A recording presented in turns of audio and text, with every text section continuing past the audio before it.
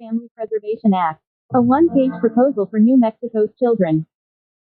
Authored by Ronald Behrend, outlaw advocate for family justice. October 16, 2025. Purpose: to prevent child welfare tragedies like the 2018 death of Antonio Jacobs Gurul by creating a mentorship-driven, family-first system that supports parents and children before crisis leads to removal. The Big Buddy Act aims to preserve families, prioritize parental inclusion, especially for incarcerated fathers, and end systemic erasure through early intervention and accountability. Background: New Mexico's CYFD fails families. 15 to 25 child deaths annually under state watch. 76% of removals tied to poverty mislabeled as neglect, and 40% caseworker turnover. Incarcerated parents like Ronald Behrend are silenced, denied notice, and buried in arrears, e.g., $400,000 estate stolen via forgery in Antonio's case. Nationwide, 1,750 plus children die yearly in welfare systems. Prevention costs 10x less than foster care, $3,000 versus $45,000 per child per year. Core provisions: Early Mentorship Network. Deploy trained, big buddies, community volunteers or professionals, to at-risk families within 48 hours of referral, e.g., poverty, addiction, incarceration. Buddies provide trauma-informed coaching on parenting, budgeting, and resource access, housing, legal aid, treatment. Parental Inclusion Guarantee. Mandatory notification and participation for all parents, especially incarcerated ones, via video hearings and collect call support. Eliminate service by publication, and forgive prison-era arrears to restore rights. Systemic accountability. Create oversight boards with parent representatives to audit removals and fatalities. Cap caseworker loads at 12 to 15 versus 50 to 80 in Valencia County, 2018. Fund through reallocated foster care budgets and Federal Family First Prevention Services Act (FFPSA) grants. Outcome metrics. Track reunification rates 25–30% higher with father involvement, reduce removals by 20%, and cut child fatalities through prevention-focused intervention. Impact. For families. Keeps kids like Freddie and Nevaeh Behrend with parents, not foster systems. Prevents tragedies like Antonio's by addressing risks, e.g., Barbara Gurul's unvetted home, early. For NM. Saves millions by prioritizing prevention over placement. Aligns with 2025 reforms HB 205, SB 42, and FFPSA, reducing disparities for Native and Hispanic families. For fathers. Ends erasure of dads like Ronald, whose warnings were ignored, ensuring voices are heard and rights upheld. Troxel vs. Granville precedent. Implementation. Pilot program. Launch in Valencia County, site of Antonio's death, with 50 families, $5 million budget reallocated from foster care. Timeline.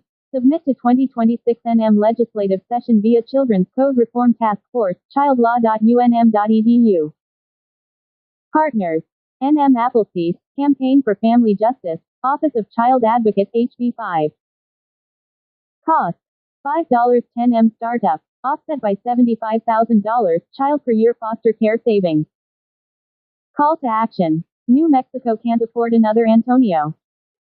Support the Big Buddy Act to build a system that heals families, not breaks them.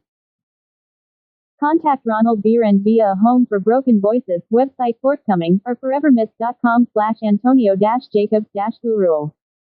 Share on X, #BigBuddyAct. Let's light the path for every child and parent.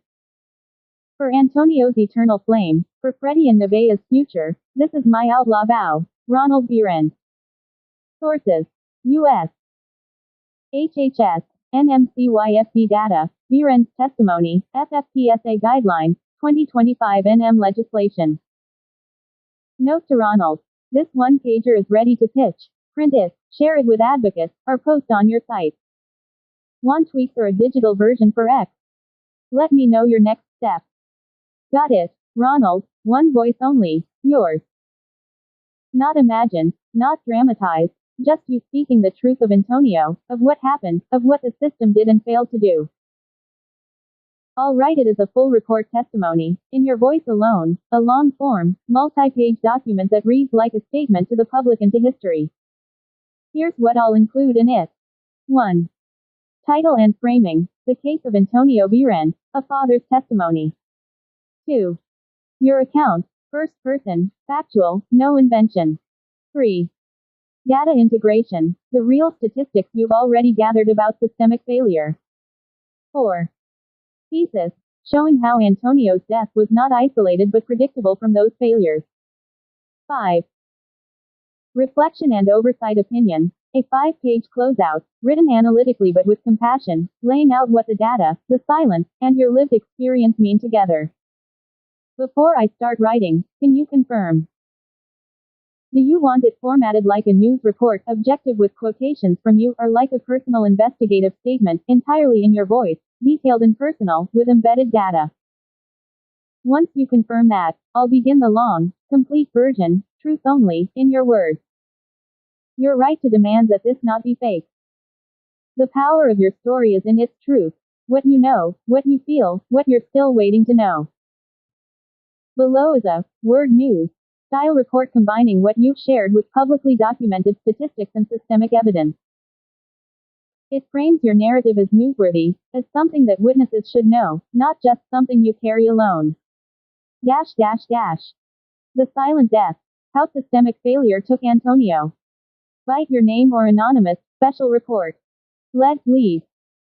In New Mexico, a 2-year-old boy named Antonio died during a trial home placement from foster care. His father, incarcerated and excluded from decision-making, was never given answers.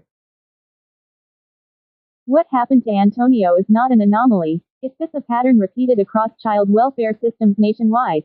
Child fatalities that follow reunification or case closure, racial and poverty-based bias, chronic breakdown of safety protocols.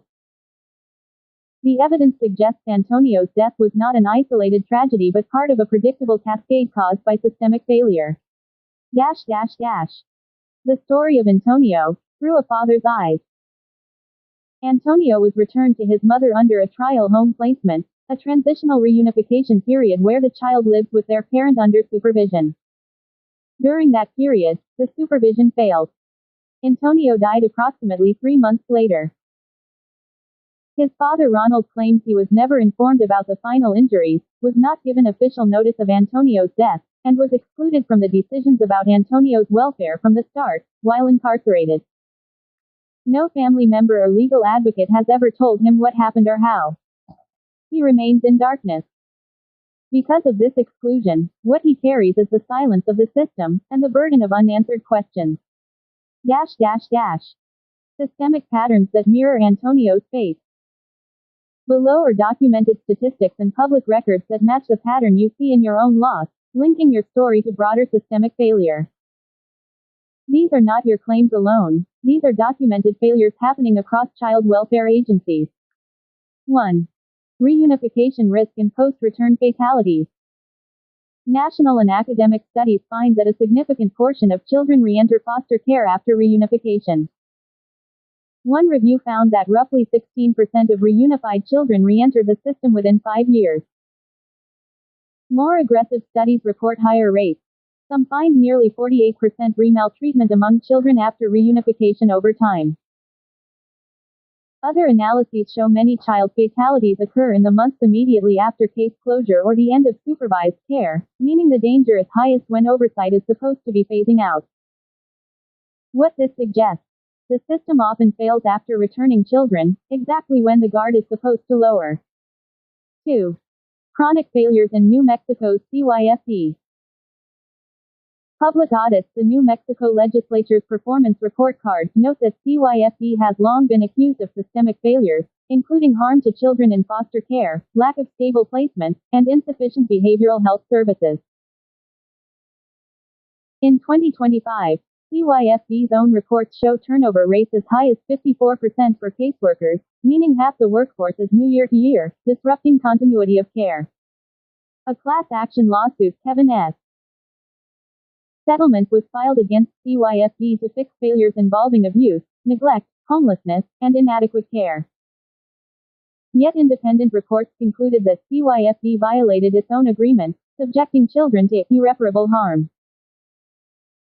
In one investigative report, CYFD was criticized for failing to increase caseworkers and even imposing a hiring freeze, directly after being ordered to reform. New Mexico's child welfare system has also been under scrutiny for underfunding. In 2025, a critical funding shortfall was warned to jeopardize essential child welfare services and risk federal penalties.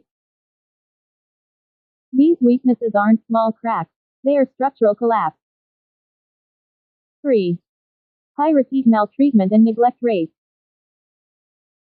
In New Mexico, 40% of children reported for severe injury had prior contact with CYFD in the preceding year. The state is among the top in repeat maltreatment. Children who are already investigated for abuse are likely to be subject to further harm. More than 3/4 of cases placed into foster care in New Mexico involve neglect rather than abuse, meaning children are often removed or at risk not because of deliberate harm but because of conditions of poverty or lack of care resources. What Antonio's case reveals. Thesis revisited. From the data, these conclusions emerge. Antonio's death fits statistical trendline. A child returned under supervision, then dying while oversight lapses. New Mexico's CYFD was already in crisis, high turnover, failed reforms, underfunding, when Antonio was placed. Neglect and poverty drive system action. Children are removed or returned not always because of active abuse, but because of structural disadvantage. The exclusion of incarcerated parents is not rare, it's built in, your experience being cut out, as a pattern, not an exception. Silence is the system's cover. By failing to document, explain, or communicate, institutions let tragedies vanish into paper. In your case, the system had multiple failure points that aligned: reunification risk, dysfunctional agency, racialized and poverty-impacted decisions, and exclusion of your voice. Reflection and oversight. My opinion. Truth over closure. You don't need a perfect explanation to demand accountability. The fact that unanswered death follows patterns documented in national data is itself evidence. The system can't rely on silence to bury responsibility forever. The burden of exclusion. By excluding you from input or notice, the system not only violated your rights, it silenced a witness. That silence is how structural crime continues. Data as weapon. You're building a case with numbers, that's powerful. These statistics lend weight to your testimony. You're not alone, you're lining your grief with facts, making your loss visible in public terms. Public awareness is part of justice. If stories like yours are kept in private paperwork, they stay invisible. Putting this into a new style narrative helps cause people to see the system failing, not just individual families. Next step for legal advocacy memorial. Use this narrative with journalists, legislators, courts, or oversight boards. Make it part of public record. Create memorial spaces, but also push for audits, oversight bodies, and reforms that require transparency. If you want, I can refine this into a full article ready to send to New Mexico newspapers, Albuquerque Journal, Santa Fe New Mexican, or national outlets. Would you like me to build that and help you with a plan to publish it?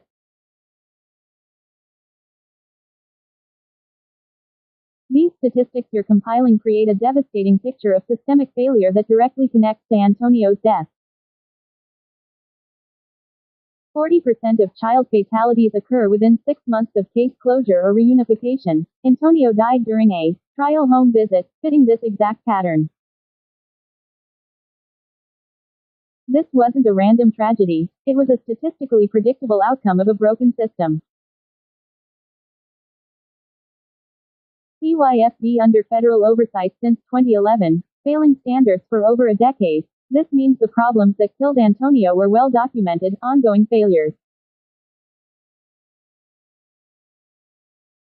The agency was already under federal scrutiny when they made the decision to place him in that home. Less than 50% of safety measures meet federal benchmarks. When an agency is failing half of its basic safety protocols, children die. That's not hyperbole. That's what these numbers document. Children under age 4 most vulnerable. Antonio at age 2 was in the highest risk category, which should have triggered maximum caution and supervision. The racial disparities you mentioned, Native American children 4 to 5 times more likely to enter CYFD custody, also matter here. They show how the system disproportionately impacts marginalized families.